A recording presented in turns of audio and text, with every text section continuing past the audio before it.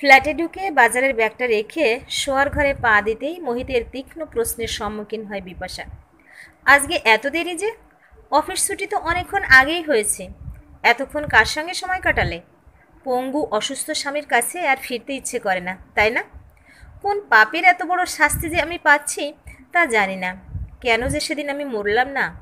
এভাবে স্ত্রীর গলগ্রহ হয়ে বেঁচে থাকার চেয়ে মৃত্যু যে অনেক ভালো ছিল।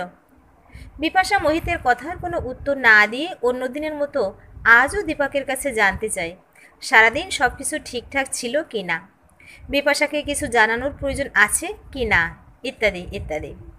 বিপাশার সঙ্গে কথা হয়ে যাওয়ার পর দীপক চলে যায়। ওর কাজের সময় সকাল 8টা থেকে সন্ধ্যে 7টা পর্যন্ত। তবে পারস্পরিক বোঝাপড়ার মাধ্যমে প্রয়োজনে কখনো কখনো সময়ের একটু এদিক ওদিক হয়। যেমন আজকে দোকান বাজারে কেনাকাটা করতে গিয়ে অন্য দিনের তুলনায় দেরি হয়ে গেছে। বাড়ির কাজ, বাইরের কাজ সব কিছু তো ওকেই সামলাতে হয়। কখনো কখনো অফিসের কাজে আটকা পড়ে যায়, তখন বাড়িতে কল করে জানিয়ে দেয়। অন্যদিকে শনি রবিবার ওর ছুটির দিনে কখনো কখনো দীপক ছুটি নেয়। বিপাশা সেদিন সবেতনেই ওকে ছুটি দেয়। বছরখানেক আগে এক মারাত্মক পথ দুর্ঘটনায় মোহিতের একটি পা বাদ যায়, আরেকটি পা অকেজো হয়ে যায়। এছাড়াও সারা শরীরে কম বেশি অনেক আঘাত লাগে। প্রায় 2 মাস হাসপাতালে ভর্তি থাকার পর বাড়িতে এসেও বছরখানেক ধরে সম্পূর্ণরূপে শয্যাশায় এসে মোহিতের দেখাশোনার জন্য দীপককে নিয়োগ করা হয়। কর্তব্যপরায়ণ ভদ্র স্বভাবের দীপক এখন ওদের পরিবারেরই একজন হয়ে উঠেছে। মহিলা আয়া রাখার বিরোধী ছিল মোহিত, তাই দিনের বেলায় পুরুষ আয়া রাখা হলেও বিপাশার নিরাপত্তার কথা ভেবে রাতের জন্য একজন বয়স্ক মহিলা আয়া রাখা হয়। তিনি সকাল 7টায় চলে যান। ওই সময়ের মধ্যে মোহিতের জন্য যেটুকু কাজ করার প্রয়োজন হয় শুধুমাত্র সেটুকু তিনি করে উঠতে পারেন। রাতে কাজ প্রায় থাকে না বললেই চলে। বিপাশাকেও তিনি কোনো কাজে সাহায্য করেন না। বিপাশার মনে হয় দিনের বেলায় কোনো মহিলা আয়া থাকলে ওর কিছুটা সুবিধা হতো। এখন যতই অসুবিধা বা তাড়া থাকুক না কেন, ওকে মোহিতের জন্য ব্রেকফাস্ট থেকে শুরু করে বিকেলের জলখাবার পর্যন্ত সব কিছু বানিয়ে ভাগে ভাগে রেখে অফিসে যেতে হয়। মোহিতের দেখাশোনা দীপক খুব ভালো মতো করলেও রান্নাবান্না কিছু করতে পারে না। তাই মোহিতের প্রয়োজন মতো কিছু খাবার বানানোর ব্যাপারে কোনো সাহায্য বিপাশা ওর থেকে পায় না। মোহিত রোজ রোজ বাইরের লোকের হাতের রান্না খেতে পছন্দ করে না। তাছাড়া রোগী মানুষের রান্নার ভার রান্নার লোকের ওপর দিতে বিপাশাও ঠিক ভরসা পায় না। এই 1 বছরে মোহিত শারীরিকভাবে অনেকটা সুস্থ হয়ে উঠলেও মানসিকভাবে অসুস্থ হতে শুরু করেছে। দুর্বল মনে নানা রকম কুচিন্তা বাসা বেঁধেছে। বিগত 2.5-3 মাস ধরে ওর মনের মধ্যে বিপাশাকে নিয়ে সন্দেহ দেখা দিয়েছে। বিপাশা ওকে নানাভাবে বোঝাবার চেষ্টা করেছে ওর সন্দেহ একেবারেই অমূলক। সুস্থ সুন্দর চিন্তা করার জন্য অনেক বুঝিয়েছে। ডাক্তার বলেছেন শুধু ওষুধ বা পথ্যে পুরোপুরি কাজ হবে না, ওর নিজেকেও চেষ্টা করতে হবে। তার জন্য প্রয়োজন প্রবল ইচ্ছাশক্তি ও মনের জোর। ডাক্তার আরও জানিয়েছেন সব রকম চেষ্টা চালিয়ে যেতে পারলে ভবিষ্যতে ও সাপোর্ট নিয়ে হাঁটতে পারবে। সেই সময় আর্টিফিশিয়াল একটি পায়েরও ব্যবস্থা করা হবে। কিন্তু যত দিন যাচ্ছে মোহিত যেন ততই জীবনযুদ্ধে হেরে যাওয়ার জন্য নিজেকে প্রস্তুত করছে। সারাদিন টিভিতে বা মোবাইলে এমন সব সিনেমা বা প্রোগ্রাম দেখে যা ওর মনকে আরও দুর্বল করে দেয়। বিপাশা দীপককে বলেছে মোহিতকে মোটিভেশনাল সিনেমা বা প্রোগ্রামগুলো দেখাতে, কিন্তু মোহিত ওর কথা শুনতে চায় না। বেশি বলতে বা বোঝাতে গেলে দীপককে অনেক কথা শুনিয়ে দেয়। যেমন কয়েকদিন আগেই মোহিত দীপকের উপর বিরক্ত হয়ে বলেছিল বৌদির কষ্ট দেখে তোমার খুব কষ্ট হয় তাই না, তাই বৌদির হয়ে সালিশি করতে আসো। বৌদির জন্য সবার দরদ উথলে ওঠে, আমার কষ্টটা তো কারোর চোখে পড়ে না। মোহিতের কথাগুলো দীপক বিপাশাকে জানিয়েছিল। বিপাশা মোহিতের কষ্টটা ভীষণভাবে অনুভব করে। তাই তো এখনো পর্যন্ত কোনোদিন ও মোহিতের কথায় রাগ দেখায়নি বা ঝগড়া করেনি, শুধুই বোঝাবার চেষ্টা করে গেছে। আশায় রয়েছে মোহিত তাড়াতাড়ি সুস্থ হয়ে চলাফেরা করতে পারবে, নিজের কাজগুলো করতে পারবে, তখন ও আবার আগের মতো হয়ে যাবে। ওরা দুজনেই সফটওয়্যার ইঞ্জিনিয়ার। বিয়ে হয়েছে 4 বছর আগে। প্রেম করে বিয়ে। এই বিয়েতে দুবারেরই সমর্থন ছিল। দুজনেই কলকাতায় অবস্থিত দুটি নামী কোম্পানির সঙ্গে যুক্ত। মোহিতের ডাক্তার বলেছেন আর মাসখানেক পর থেকে বিছানায় বসে মোহিত ল্যাপটপে একটু একটু করে কাজ শুরু করতে পারবে। বর্ধমানে মোহিতের একটা ফার্ম হাউস আছে।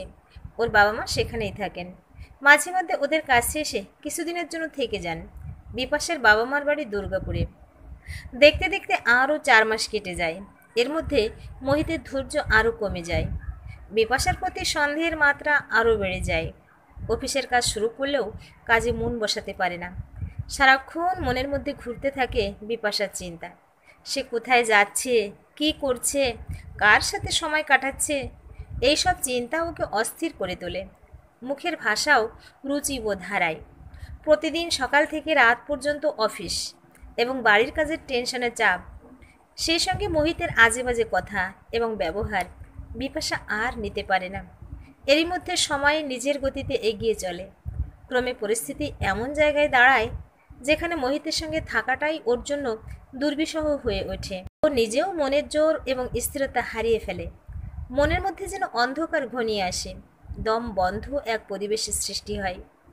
বাড়িতে থাকলে বাইরের লোকজনের উপস্থিতিকে তোয়াক্কা না করেই দুজন দুজনকে দোষারোপ করতে থাকে। অশান্তি চলতেই থাকে। হঠাৎই একদিন বিপাশা আশ্চর্য হয়ে লক্ষ্য করে মোহিত কেমন যেন চুপচাপ হয়ে গেছে। ওকে কোনো বাজে কথা বলছে না বা খারাপ ব্যবহার করছে না। বিপাশাও নিজে থেকে প্রয়োজনের বাইরে ওকে কিছু বলে না। দীপকের থেকে জানতে পারে মোহিত কয়েকদিন ধরে টিভিও দেখছে না, চুপচাপ শুয়ে থাকছে আর মাঝে মাঝে ল্যাপটপে কাজ করছে।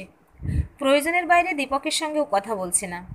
বিপাশা বুঝে উঠতে পারে না মোহিতের মাথায় ঠিক কী চলছে। প্রায় সপ্তাহখানেক পর একদিন মোহিত বিপাশাকে কাছে ডেকে বলে, এতদিন ধরে তুমি আমার জন্য অনেক করেছো। আমি আর তোমার কাছে আমার ঋণের বোঝা বাড়াতে চাই না। আমার জন্য তোমার জীবনটা নষ্ট হোক তাও আমি চাই না। তাই আমি ঠিক করেছি তোমায় মুক্তি দেব। ভয় নেই, আমি আত্মহত্যা করব না। বাবা মাকে ফোন করে বলছি এখানে আসতে। তারা এলে আমাকে বর্ধমানে নিয়ে যেতে বলবো। জানি না আর কোনোদিনও আমি বিছানা ছেড়ে উঠতে পারবো কিনা। এই ফ্ল্যাটটা আমাদের দুজনের নামেই রয়েছে। আমি শুধু তোমার নামেই করে দেব। এতে আমার কোনো সত্য থাকবে না। কিছুদিনের মধ্যেই আমি তোমার কাছে ডিভোর্স ফর্ম পাঠিয়ে দেব। ডিভোর্স হয়ে গেলে নিজের মতো করে তোমার জীবনটাকে গুছিয়ে নিও। আমার আর একটা অনুরোধ আছে তোমার কাছে। বাবা মা যেদিন আসবে সেদিন থেকে আমি চলে যাওয়া পর্যন্ত এই 2-3 দিন তুমি অন্য কোথাও যদি তোমার থাকার একটা ব্যবস্থা করতে পারো তাহলে খুব ভালো হয়। আমি চাই না এ সময় বাবা মার সঙ্গে তোমার দেখা হোক। বিপাশা কি বলবে ভেবে পায় না। পুরো ঘটনাটাই ওর কাছে একেবারেই অপ্রত্যাশিত। অ্যাক্সিডেন্টের আগে এবং পরেও কয়েক মাস পর্যন্ত মোহিত এভাবেই বিপাশার কথা ভাবত, ওর ভালো থাকাতেই গুরুত্ব দিত। কিন্তু এতদিন ধরে একটা ঘরে একইভাবে বদ্ধ থাকতে থাকতে মোহিত মানসিকভাবে এতটাই বদলে গেছে যে সব বুঝেও ইদানিং বিপাশা আর এই সম্পর্কটাকে টেনে নিয়ে যেতে পারছে না। ক্লান্ত হয়ে পড়েছে। মোহিতের বলা কথাগুলো বিপাশার ক্লান্ত বিধ্বস্ত মনে যেন একটু সতেজ হাওয়া নিয়ে আসে। একটু ভেবে নিয়ে ও বলে, তুমি যাতে ভালো থাকবে তাই করো, আমার কোনো আপত্তি নেই। বিপাশা যে এত সহজে পুরো ব্যাপারটা মেনে নেবে মোহিত তা ভাবতে পারেনি।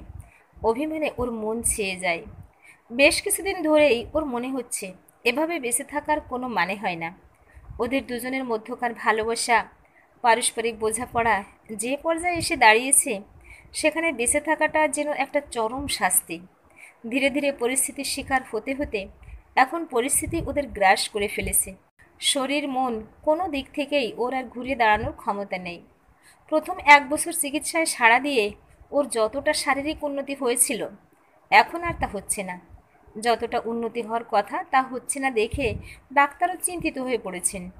মোহিতের মনে হয় বিপাশা যদি ওর থেকে দূরে সরে যায় তাহলে ওর যত কষ্টই হোক না কেন বিপাশা তো বেঁচে যাবে। ও তো এমনিতেও মরছে, অমনিতেও মরবে। বিপাশার হাতে এখনও সপ্তাহখানেক সময় আছে। নিজের বাবা মার সঙ্গে এ নিয়ে কোনো কথা বলে না। মোহিতের বাবা মার সঙ্গে ওর খুব ভালো সম্পর্ক। একবার ভাবে এই ব্যাপারে তাদের সঙ্গে কথা বলে জানতে চাইবে তারা কি চান। কিন্তু পরে মনে হয় তাদের চাওয়া না চাওয়ার ওপর নির্ভর করে এখন ওদের মানসিকতা তো আর বদলে যাবে না। তাই মোহিত যা বলছে ও সেটাই করবে। এতে বিপাশাকে সবাই স্বার্থপর ভাবলেও ওর কিছু যায় আসে না। পরদিন অফিসে গিয়ে ওর কলিগ এবং একই সঙ্গে প্রিয় বান্ধবী রিয়াকে সব জানায়। সব শুনে রিয়া বলে, এই সিদ্ধান্তটা দুজনের জন্যই ভালো। তুই এত বুঝিয়ে বা স্যাক্রিফাইস করে ওর মধ্যে কোনো পরিবর্তন আনতে পারলি না। নিজেকে সুস্থ করার কোনো ইচ্ছেই যেন ওর আর নেই। দেখ, হয়তো পরিবেশের পরিবর্তনের কারণে মোহিতের মধ্যেও পরিবর্তন দেখা দেবে। তুই বলেছিলিস আঙ্কেল আন্টি খুবই স্ট্রং মাইন্ডেড, অর্থেরও অভাব নেই। বাবা মার কাছে গিয়ে থাকাটা ওর জন্য হয়তো ভালো হবে। আঙ্কেল আন্টি এলে তুই আমার বাড়িতে এসে থাক। রিয়া, 1 সপ্তাহ ধরে মোহিত কিন্তু আমার সঙ্গে খারাপ ব্যবহার করছে না, অবশ্য প্রয়োজন ছাড়া কথাও বলছে না, খুবই চুপচাপ রয়েছে। এমন নয় তো যে ও নিজের ভুল বুঝতে পেরে অনুতপ্ত? হতেও পারে, আবার নাও হতে পারে। এমনটাও হতে পারে যে মনে মনে ও একটা প্ল্যান তৈরি করেছে বলে চুপচাপ রয়েছে। প্ল্যান মাফিক কাজ না হলে ও হয়তো আবার আগের মতো অসহিষ্ণু হয়ে যাবে। বিপাশা এ নিয়ে আর কিছু বলে না। আজ দুপুরে মোহিতের বাবা মা আসবেন। ইতিমধ্যে বিপাশা মোহিতের প্রয়োজনীয় সব জিনিসপত্র সুটকেসে ভরে দিয়েছে। ওষুধপত্র ও চিকিৎসার ব্যাপারে শ্বশুর শাশুড়িকে যা বলতে হবে সব দীপককে বুঝিয়ে বলেছে। দীপকই ওদেরকে সব জানাবে। সবার জন্য রান্না করে সব কিছু গুছিয়ে রেখে নিজের কিছু জামা কাপড় এবং প্রয়োজনীয় জিনিস একটা বড় ব্যাগে ভরে ফ্ল্যাটের ডুপ্লিকেট চাবি সঙ্গে নিয়ে বিপাশা সকালবেলায় অফিসের উদ্দেশ্যে রওনা হয়। অফিস ছুটির পর ও রিয়ার ওখানে চলে রাস্তায় বেরিয়ে আজ ওর মনের মধ্যে একটা অন্য রকমের কষ্ট হয়। সারাদিন কাজে মন বসাতে পারে না। বুকের ভেতরটা কেমন যেন ফাঁকা ফাঁকা লাগে। নিজেকে স্বার্থপর মনে হয়, আবার নিজেই নিজেকে বোঝায়। এছাড়া ওর অন্য কোনো উপায় ছিল না। মোহিতের বাবা মা অভিজ্ঞ মানুষ, তারা ওকে ঠিক ভালো করে তুলবেন। মোহিতের কারণে বিপাশা ওর নিজের জীবনটাকে এভাবে নষ্ট হতে দিতে পারে না। ও মনটাকে যতই যাই বোঝাক না কেন, মন কিছুতেই শান্ত হয় না। অফিস ছুটির পর রিয়া আর ও একটা ক্যাব ভাড়া করে রিয়ার ফ্ল্যাটে যায়। রিয়া একাই থাকে, তাই আর কাউকে কিছু বলার দরকার হয় না। বিয়ের পর এই প্রথম ও মোহিতকে ছাড়া কোথাও থাকবে। সারাক্ষণ মোহিতের মুখটাই ওর চোখের সামনে ভাসতে থাকে। ওর মা বাবা সময় মতো এলেন কিনা, দীপক সব কথা ঠিকঠাক গুছিয়ে বলতে পারল কিনা, এসব চিন্তা মাথায় ঘুরতে থাকে। শেষে ও দীপককে কল করে। দীপক জানায় আজ দাদা ওকে অন্য দিনের তুলনায় অনেকটা আগেই ছুটি দিয়েছে। বলেছে বাবা মা আছেন, তাই কোনো অসুবিধা হবে না। সব ঠিকঠাক আছে জেনে নিয়ে বিপাশা কথা শেষ করে। রিয়া ওর জন্য চা জলখাবারের ব্যবস্থা করতে গেছে। ও মনটাকে অন্যদিকে ঘোরানোর জন্য ফেসবুক দেখতে শুরু করে। হঠাৎ ওর চোখের সামনে একটা ভিডিও আসে।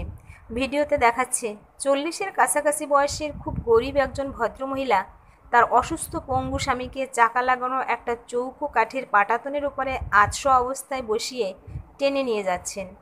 এভাবে স্বামীকে সঙ্গে নিয়ে তিনি মাইলের পর মাইল হেঁটে লোকের বাড়ি বাড়ি ধূপকাঠি আর পাঁপড় বিক্রি করেন।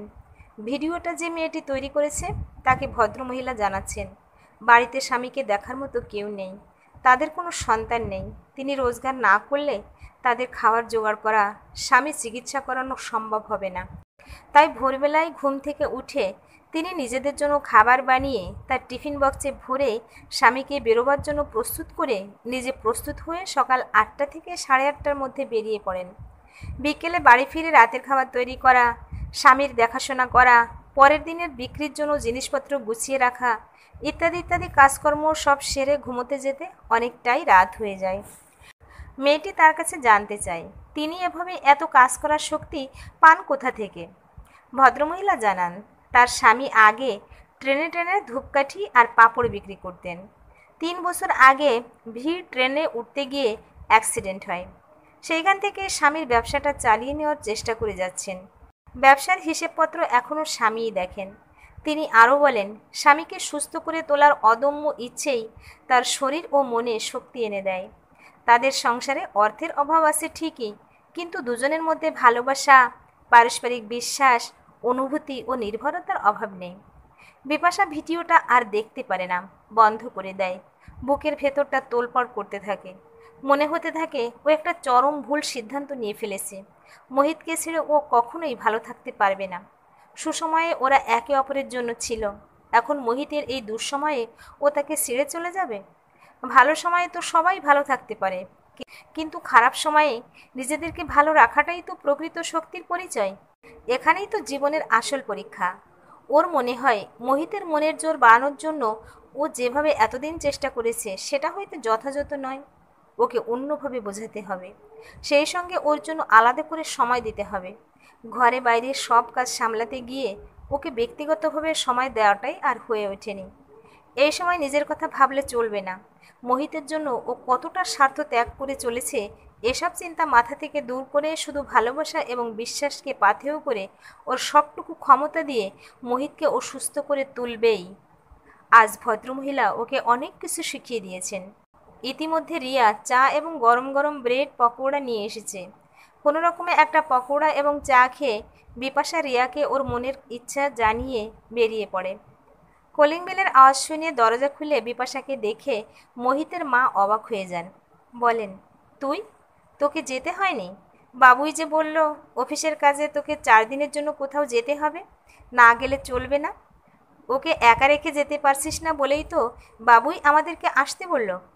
বিপাশা বুঝতে পারে মোহিত এখনও ওনাদেরকে কিছু জানায়নি। ও তাই বলে, না আমাকে আর যেতে হলো না, আমার জায়গায় অন্য একজনকে পাঠানো হলো। তাহলে তো খুবই ভালো হলো। আমি তোকে কল করব ভেবেছিলাম, কিন্তু কাজে ব্যস্ত থাকিস যদি সেই ভেবে কল করলাম না। ফ্রি হয়ে তুই কল করবি সেই আশায় ছিলাম। কথা বলতে বলতে ওরা মোহিতের ঘরে আসে। শ্বশুরমশাই সেখানেই ছিলেন। ওকে দেখে মোহিতের চোখে মুখে যেন আলো খেলে যায়। মুখ দিয়ে বেরিয়ে আসে একটি শব্দ, তুমি? আমার যাওয়ার আর দরকার হলো না, তাই ফিরে এলাম। শ্বশুরমশাই বলেন, খুব ভালো হয়েছে, সবাই মিলে একসঙ্গে কয়েকটা দিন কাটানো যাবে। আজ রাতে বিপাশা আয়ামাসিকে অন্য ঘরে শুতে বলে নিজে মোহিতের ঘরে থাকে। সবাই শুয়ে পড়লে ও ঘরের দরজা বন্ধ করে মোহিতের কাছে গিয়ে ওকে জড়িয়ে ধরে কাঁদতে থাকে। এক অপূর্ব ভালো লাগায় মোহিতের মন ভরে যায়। ভাবে, কতদিন হয়ে গেল বিপাশা এভাবে ওকে জড়িয়ে ধরেনি, এভাবে ভালোবাসেনি। অনেক দিন পর মোহিতের মনে যেন শান্তি আসে। বেশ কিছুক্ষণ এভাবে থাকার পর মোহিত জিজ্ঞেস করে, তোমার কি হয়েছে? ফিরে এলে কেন? তোমাকে ছেড়ে আমি থাকতে পারবো না। পরিস্থিতি যেমনই হোক না কেন আমি তোমার সঙ্গেই থাকবো। এখন থেকে আমরা নিজেদের মধ্যে লড়াই না করে দুজনে মিলে পরিস্থিতির বিরুদ্ধে লড়ব। তুমি সুস্থ হবেই। বলো, তুমি আমার সঙ্গে থাকবে তো? মোহিতের দু চোখ বেয়ে জলের ধারা গড়িয়ে পড়ে। কাপা গলায় বলে, আমিও তো সুস্থ স্বাভাবিক একটা জীবন চাই। জানি আমার একটা পা আর কখনোই ফিরে পাবো না, কিন্তু আর্টিফিশিয়াল পা লাগিয়ে আমি যদি আবার চলতে পারি, বাড়ির বাইরে যেতে পারি, নিজের সব কাজ নিজেই করতে পারি, তাহলে আমার অদৃষ্টের কাছে আমি আর অভিযোগ করব না। বাকি যেটুকু অসুবিধা হবে তা আমি মেনে নেব। আমি জানি তোমাকে আমি অনেক কষ্ট দিই। আমার অক্ষমতা, অপারগতা আমার মাথা ঠিক রাখতে দেয় না। আমি নিজের কাছে হেরে যাই। মোহিতের মাথাটা নিজের বুকের মধ্যে চেপে ধরে বিপাশা বলে, তোমাকে আমি হারতে দেব না, আমি নিজেও আর হারবো না। এখন থেকে আমাদের আবার একসঙ্গে পথ চলা শুরু হবে। তুমি এখন ঘুমাও, আমি তোমার চুলে বিলি কেটে দিচ্ছি। অনেক অনেক দিন পর আজ মোহিত একটু শান্তিতে ঘুমোতে পারে। প্রিয় ভিউয়ার্স, এতক্ষণ সাথে থেকে গল্পটা শোনার জন্য অশেষ ধন্যবাদ। গল্পটা ভালো লাগলে একটা লাইক, কমেন্ট ও শেয়ার করতে পারেন। আর পরবর্তীতে এরকম আরও সুন্দর সুন্দর গল্প শোনার জন্য আমার চ্যানেলটা সাবস্ক্রাইব করে পাশে থাকুন। ধন্যবাদ।